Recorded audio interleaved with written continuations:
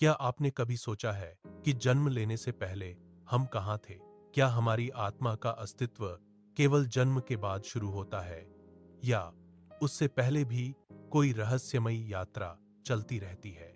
जब कोई शिशु इस संसार में आता है तो वह केवल एक शरीर लेकर नहीं आता, बल्कि अपने साथ अनगिनत संस्कार, ऊर्जा और कर्मों का संग्रह भी लाता है। यही कारण है कि हर व्यक्ति जन्म से ही अलग स्वभाव, अलग रुचियां और अलग भाग्य लेकर आता है। आज हम उस अद्भुत रहस्य को समझने की कोशिश करेंगे जिसे ऋषियों, योगियों और आध्यात्मिक ग्रंथों ने जन्म से पहले की यात्रा कहा है। यह केवल एक कल्पना नहीं, बल्कि चेतना और आत्मा के गहरे विज्ञान का विषय है। आत्मा क्या है? सबसे पहले हमें यह समझना होगा कि आत्मा क्या है। शरीर बदलता है, मन बदलता है, विचार बदलते हैं, लेकिन जो कभी नहीं बदलता वही आत्मा है। आत्मा न जन्म लेती है और न मरती है। वह केवल एक शरीर से दूसरे शरीर में यात्रा करती है। भगवद गीता में कहा गया है, जैसे मनुष्य पुराने वस्त्र त्याग कर नए वस्त्र धारण करता है, वैसे ही आत्मा पुराने शरीर को छोड़कर नया शरीर धारण करती है। इसका अर्थ है कि मृत्यु अंत नहीं है और जन्म शुरुआत नहीं है। दोनों केवल एक यात्रा के पड़ाव हैं। मृत्यु के बाद क्या होता है? जब किसी व्यक्ति की मृत्यु होती है, तब केवल शरीर समाप्त होता है। आत्मा शरीर से अलग होकर सूक्ष्म लोक में प्रवेश करती है। इस अवस्था में आत्मा अपने पिछले जीवन के कर्मों और अनुभवों को साथ लेकर चलती है। कहा जाता है कि मृत्यु के बाद आत्मा कुछ समय तक एक विशेष चेतना अवस्था में रहती है। वहां उसे अपने पूरे जीवन का अनुभव एक चलचित्र की तरह दिखाई देता है। उसने किसके साथ कैसा व्यवहार किया, किसे दुख दिया, किसकी सहायता की, सब कुछ स्पष्ट हो जाता है। यही कर्म आगे उसके अगले जन्म का आधार बनते हैं। अगले जन्म का चयन कैसे होता है? आध्यात्मिक मान्यताओं के अनुसार आत्मा अगला जन्म पूरी तरह संयोग से नहीं लेती। उसके कर्म, इच्छाएं और अधूरी वासनाएं मिलकर अगली यात्रा तय करती हैं। जिस व्यक्ति के भीतर अत्यधिक क्रोध, लोभ या मोह होता है, उसकी चेतना उसी प्रकार के वातावरण की ओर आकर्षित होती है। वहीं जिसने प्रेम, करुणा और साधना का जीवन जिया हो, उसकी आत्मा उच्च चेतना की ओर बढ़ती है। यही कारण है कि हर आत्मा अलग परिस्थिति में जन्म लेती है। कोई समृद्ध परिवार में जन्म लेता है, कोई संघर्ष में, कोई जन्म से ही आध्यात्मिक होता है, तो कोई सांसारिक आकर्षणों में खो जाता है। गर्भ में प्रवेश से पहले आत्मा की अवस्था, कई यौगिक परंपराओं में कहा गया है कि आत्मा जन्म लेने से पहले अपने नए माता पिता की ओर आकर्षित होती है। यह आकर्षण केवल जैविक नहीं, बल्कि ऊर्जात्मक होता है।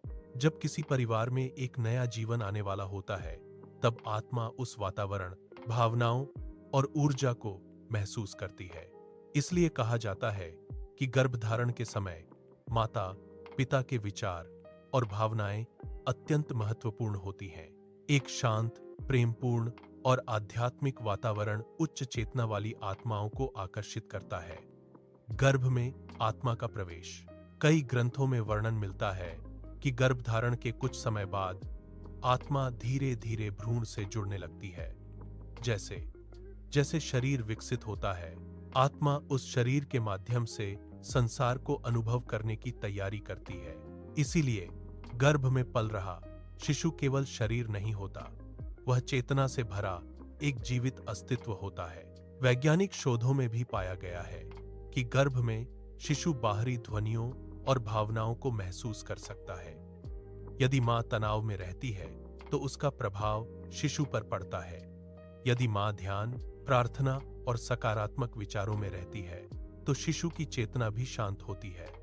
क्या गर्भ में शिशु को सब याद रहता है?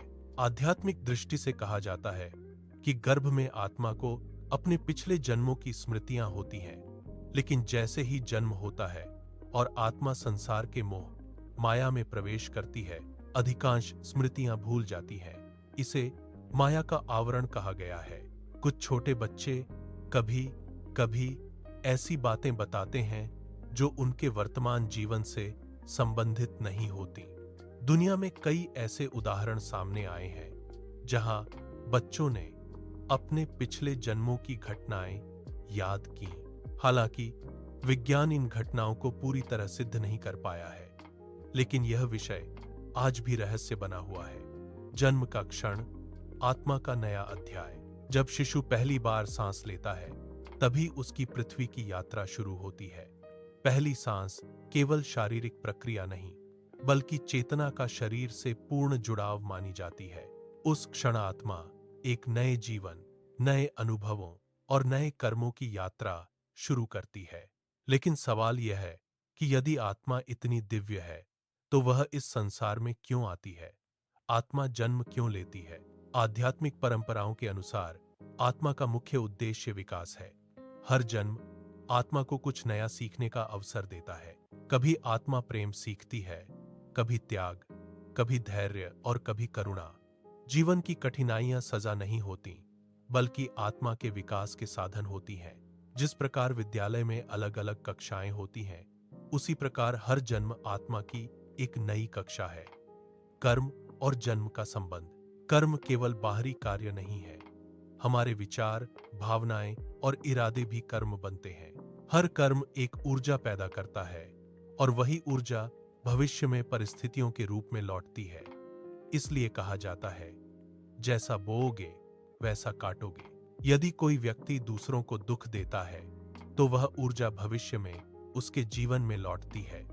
यदि कोई प्रेम और सहायता देता है, तो वही ऊर्जा उसके जीवन को प्रकाश से भर देती है। इसी कर्म चक्र के कारण आत्मा बार बार जन्म लेती है।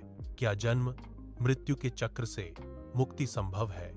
हाँ, आध्यात्मिक मार्गों में इसे मोक्ष कहा गया है।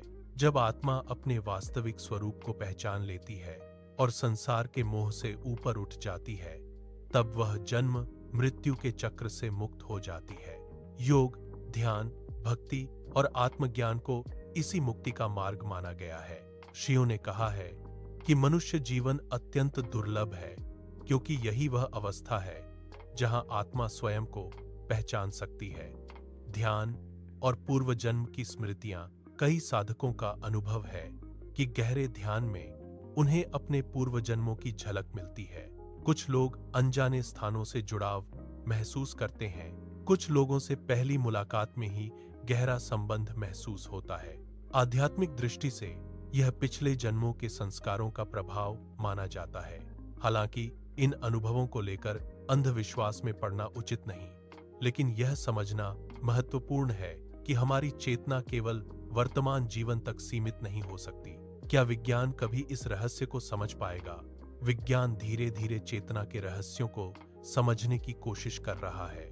Near death experiences, past life memories और कॉन्शियसनेस स्टडीज जैसे विषयों पर दुनिया भर में शोध हो रहे हैं। हालांकि अभी तक कोई अंतिम निष्कर्ष नहीं निकला है, लेकिन इतना स्पष्ट है कि चेतना केवल मस्तिष्क की साधारण गतिविधि नहीं लगती।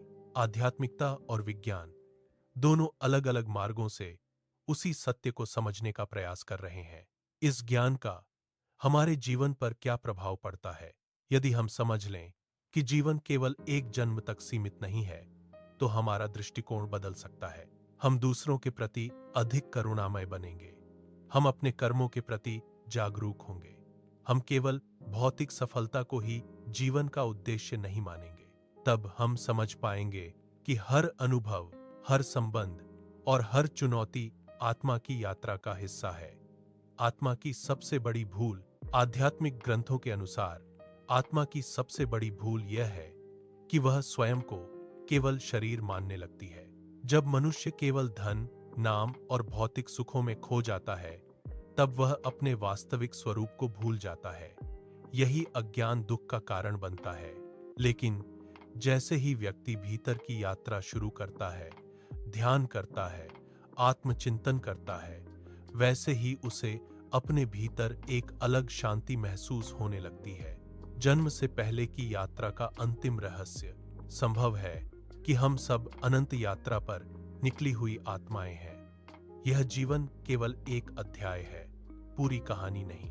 हम यहाँ कुछ सीखने, कुछ अनुभव करने और अपने वास्तविक स्वरूप को पहचानने आए हैं। शायद इसी कारण कभी कभी हमें ऐसा महसूस होता है कि यह संसार पूरी तरह हमारा घर नहीं है, क्योंकि आत्मा का वास्तविक घर उससे कहीं अधिक विशाल और दिव्य है। निष्कर्ष, जन्म से पहले की यात्रा का रहस्य हमें यह सिखाता है कि जीवन केवल शरीर तक सीमित नहीं है। हम केवल मांस और हड्डियों का ढांचा नहीं, बल्कि चेतना और ऊर्जा से बने हुए दिव्य अस्तित्व है। हर जन्म एक अवसर है, हर अनुभव एक शिक्षा है, हर संबंध एक कर्म का परिणाम है।